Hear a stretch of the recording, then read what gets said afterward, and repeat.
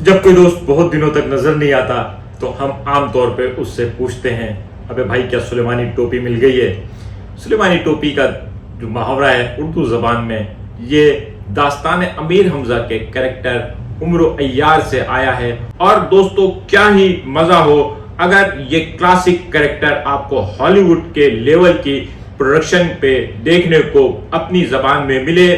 आज हम आने वाली पाकिस्तानी फिल्म उम्र अय्यार पे बात करते हैं। अगर आपने अब तक मेरा चैनल सब्सक्राइब नहीं किया है तो प्लीज मेरा चैनल सब्सक्राइब करें और बेल आइकॉन प्रेस करें। एक जमाना था बच्चों की कहानियों की किताबें आती थी और उस पे लिखा होता था 8 से 80 साल के बच्चों के लिए, और ये जुमला उस पे इसलिए लिखा होता था कि ये किताबें सबके लिए होती थी।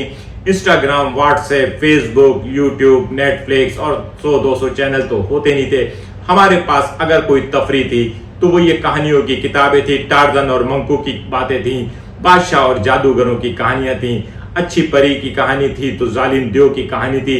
लेकिन इन्हीं कहानियों में उर्दू का एक शाहकार क्लासिक दिल से में होशरुबा दास्तान है अमीर हमजा, जो कई हजार सफ़ों के ऊपर मुश्तमिल है। ये ईरान के बैकग्राउंड में है, जिसमें नौशेरवान आदिल बादशाह है, अमीर हमजा है, अफरा सियाब जो एक जालिम बादशाह है और उसको साथ जादूगरों का साथ है, जिसमें सामरी जादूगर, जमशेद जादूगर और कुछ और जादूगर थे। ये सारे कैरेक्टर्स थे। ये कैरेक्टर्स दिल से में होशरुबा का पार्ट तो थे ही, लेकिन उसके बाद बच्चों की कहानियों के लिए उम्र अय्यार की बहुत सारी कहानियां आती थी। उम्र अय्यार जो एक कैरेक्टर था जो अपनी चालाकी और अय्यारी के लिए मशहूर था, उसके पास बहुत सारी जादुई चीजें भी थी, जिसमें एक तो उसकी सुलेमानी टोपी थी जिसको पहनने के बाद वो गायब हो जाता था। और यही वजह है कि हम गायब हो जाने वाले लोगों को कहते हैं, अरे भाई क्या सुलेमानी टोपी मिल गई है। और साथ में उसके पास एक जंबील होती थी। अगर जंबील को आप इंग्लिश में ट्रांसलेट करें तो ये ट्रेवलिंग बैग होता था। और उस जंबील की खासियत ये होती थी कि उसमें उम्र अय्यार बड़ी से बड़ी चीज डाल सकता था और बवक्त जरूरत उसमें से हर चीज दरियाफ्त हो जाती थी। और यही वजह है कि बाज़ औक़ात कहा जाता है कि इनके पास तो उम्र अय्यार की जंबील है। तो अब मेरे लिए पेट में तो गूज़ बम्प हो रहे हैं कि मैं उस उम्र अय्यार को सिनेमा पे देखूंगा जिसको पढ़ते हुए मेरा बचपन गुजरा है। आपके साथ शेयर करता हूं, VR चिलीज प्रोडक्शन वाले एक बड़े मेगा बजट पे ये फिल्म रिलीज करने जा रहे हैं। अभी फिलहाल इन्होंने इस फिल्म के कुछ डिजिटल पोस्टर्स रिलीज किए हैं, जिसमें इसमें से एक पोस्टर ये उम्र अय्यार का है। ये कैरेक्टर उस्मान मुख्तार कर रहा है, जबकि सनम सईद इसमें लीड फीमेल एक्टर हैं। सनम सईद का कैरेक्टर क्या होगा मैं अभी तक विजुअलाइज नहीं कर पाया। सनम सईद जो जिंदगी गुजारे के बाद से इंटरनेशनल फेम अदाकारा है। अभी उनके वेब सीरीज बरज़ख को जो है इंटरनेशनली बहुत सारे अवार्ड्स भी मिले हैं, जिसमें फवाद खान भी थे। जबकि सना फखर जो हैं वो जादूगरनी का किरदार अदा कर रही हैं। ये पोस्टर भी बहुत आई कैचिंग है और देख के लग रहा है कि हाँ जी, हमें we are going to see something very very interesting. ये पोस्टर जो है मुझे लग रहा है कि ये सामरी जादूगर का होगा। सामरी जादूगर जिसके पास तमाम ईवल ताकतें थी, उम्र अय्यार ने उसका मुकाबला करना है। ये सारे पोस्टर जो हैं ये बता रहे हैं कि ये बहुत एक क्लासिक फिल्म होने वाली है। जबकि इसका जो टीजर है, फिल्म का टाइटल है, वो ये बता रहा है कि VR चिली वाले जो हैं वो किस लेवल पे इसको बनाने जा रहे हैं। आपके साथ में इसका टीजर भी शेयर करता जाऊं।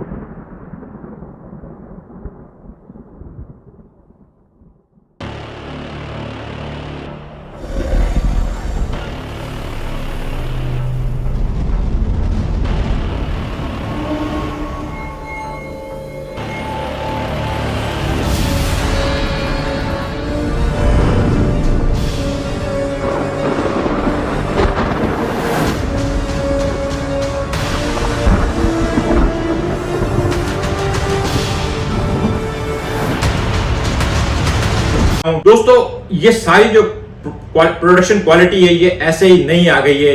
इसके पीछे एक तवील दास्तान है। इसमें एक स्टार कास्ट है, उस्मान मुख्तार और फरहान ताहिर, जो मुझे लग रहा है फरहान ताहिर जो है वो यकीनन इसमें विलन नेगेटिव रोल में होंगे। सनम सईद, अली काज़मी, हम सबके जाने पहचाने टीवी के बहुत ज्यादा पॉपुलर मेरे पास तुम हो के विलन अदनान सईद, सिमिराई भी, हम सब इनको टीवी के ड्रामों की वजह से बहुत अच्छी तरह से पहचानते हैं। सना फखर जो इसमें जादूगरनी का कैरेक्टर अदा कर रही हैं, और मंजर साहिबी साहब तो साफ नजर आ रहा है कि ये हमें उस दौर में लेके चले जाएंगे जो जिस दौर की ये फिल्म है। दानियाल राहिल, सलमान शौकत, उसामा करामत, उलूमी करीम, असद चौधरी और शहरोज सईद। लेकिन दोस्तों कास्ट से ज्यादा अहम जो है ना इसकी प्रोडक्शन टीम है, कहा जा रहा है कि 10 ममालिक से माहिरीन को जमा किया गया है और यही वजह है कि जो कुछ आपने इसके विजुअल इफेक्ट्स और म्यूजिक और जो इसका टाइटल देखा है उसके पीछे आप अगर सिर्फ उम्रो यार का जो उम्रो लिखा हुआ देखें तो उसको जिस तरह से लिखा गया है ये बहुत खूबसूरत और बहुत आई कैचिंग है। असफर जाफरी साहब इसको डायरेक्ट कर रहे हैं। Ricky Butland director photography, production designer Paolo Di Maio, on set VFX Atib Munir, Atif Rehan इसके राइटर,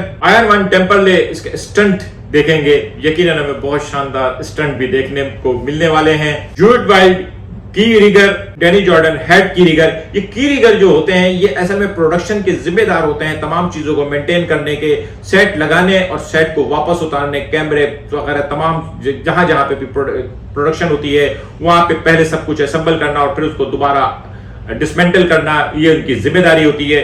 ये प्रोडक्शन टीम जो पूरी दुनिया से लेकर आए हैं और यकीनन बहुत ज्यादा बड़े बजट पे ये पेश करने जा रहे हैं। ये तमाम आर्टिस्ट, ये तमाम जो बैकग्राउंड टीम है, ये तमाम लोग इनमें से जिनको हम जानते हैं उनको हम बहुत अच्छी तरह से जानते हैं। जिनको हम नहीं जानते वो जो बाहर मुल्क के लोग हैं यकीनन उनमें कोई खास बात होगी जो इन्होंने हायर किया है, क्योंकि ये सब लोग मिलके हमें एक फैंटेसी वर्ल्ड में लेके जा रहे हैं। एक ऐसी फैंटेसी वर्ल्ड जिसमें को मेरी उम्र के तमाम लोग या मुझसे ज्यादा उम्र के तमाम लोग बहुत अच्छी तरह से जानते हैं। मुझसे 10-15 साल छोटे लोग भी, वो लोग भी जिन्होंने 90s में के अर्ली 90s में जो लोग हैं उन्होंने भी वो दौर देखा है जब बच्चे कहानियां पढ़ा करते थे और हमने अपने बच्चों को शायद ये कहानियां भी सुनाई होंगी।